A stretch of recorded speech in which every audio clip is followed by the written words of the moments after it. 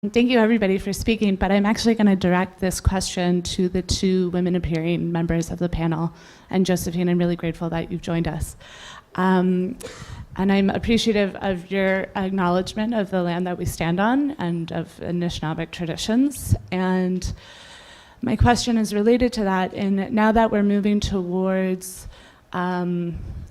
this movement as becoming much more mainstream and institutionalized, especially in academia, than it has been previously. Is there a difference between what has been talked about today and the way that many societies have lived their lives for tens of thousands of years and continue to fight for the right to live their lives that way? And I guess, what is the danger of it becoming more mainstream? And in particular, is there a role that women have to play in honoring the traditions of the past and ensuring that they always have a place in our future? Thank you. Well, that's a big one. Yes and yes and yes. I think, of course, there's dangers with anything becoming mainstream because, you know, the dominant elite will immediately try to seize upon it and toxify it, right? It's like they did that with the civil rights movement. Next thing you know, black culture has become weaponized, and the music that, you know, we created to lift us has been used to destroy us, for example. When it comes to the issue of women, you know, I was involved in various waves of feminist movements. And I think, you know, what's really, really, really important to me right now is that I want us as much as possible to break out of every old paradigm we have been dragging behind us. And that includes this gender battle. You know, like, this is a big part of divide and conquer that has been so successful. Right? If you divide the genders, divide the generations, right? Then you make sure that you don't have family units, right? It means everybody has to buy their own shit. It's the perfect profit model. It's just logical according to their system. When we break that down, it becomes much more like motherhood logic. You know, like, motherhood has become an insult, right? In terms of intellectual capacity. Oh, that's a motherhood statement.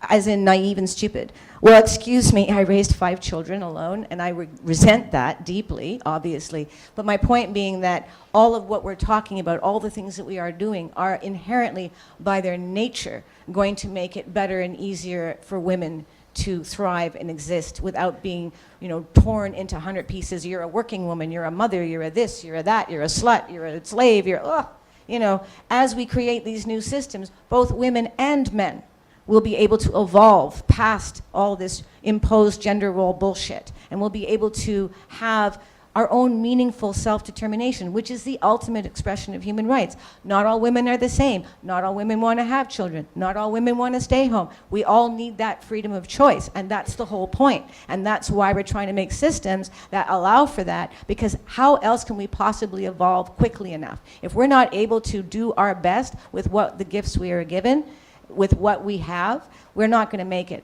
But lastly, I want to say about tradition and ancestry and the like. Yes, there are many, many things that I think we're bringing forward into current day that we're remembering from the past, whether it's First Nations traditions or African traditions and the like.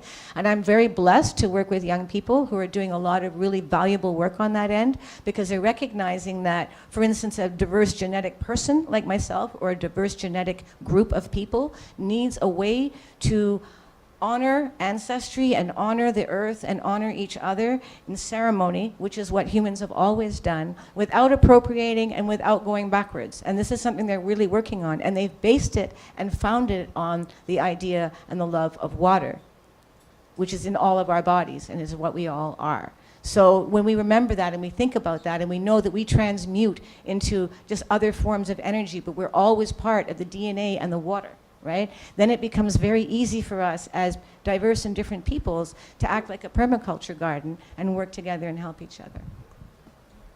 Emily, did you want to? Sure.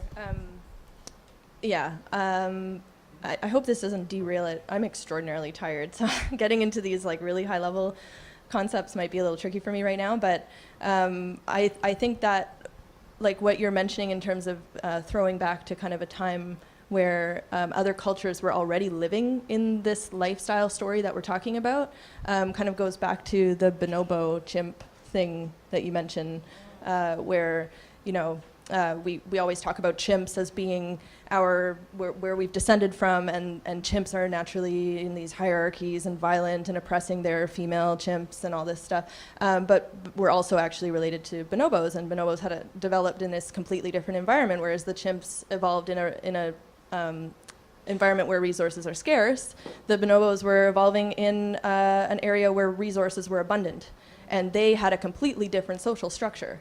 They were more matriarchal, they were more caring, you know, the young were cared for by the group. There wasn't this like vicious violence and aggression that was coming up. So I think in a way we're trying to go there. Like we're trying to take our species to a place where this resources are scarce, we have to be competitive. You know, if somebody gets something, it means there's not enough for me. We shift the environment to say, no, like resources are actually abundant, and if we create that culture of sharing, we're already shifting back to that mindset. And then the other thing I would say about gender is it's extraordinarily important, like what you were saying, that this divisive stuff that happens, in light of the Me Too movement and all this stuff, like it's important that all these things come out and we see them in the light and recognize that women are having a hard time in this male structure. But I find that a lot of the narrative that's missing is compassion for men. Because men have also been ingrained in this system. Why are they acting like this? Why are men putting down women like this? Why is rape a thing? Why is there this culture of objectification and violence towards women? Like, we really need to have that conversation. We can't just sit here and say, it's men that are doing this to women. Men have evolved inside this environment just as we have. They've been trained to see things in a specific way. So we really need to have that dialogue, and I'm not seeing it anywhere in the media. So that's like where we can all take that conversation. Whenever these Me Too movement conversations come up, we have to say, hey, but wait a second. Like, these people are not just bad people. They've evolved in a particular environment to understand life in a particular way, and that's why they're acting like that. So how can we change the environment so that men are not growing up in that mindset? Mm-hmm. Excellent, thank you. That's going to be the last question.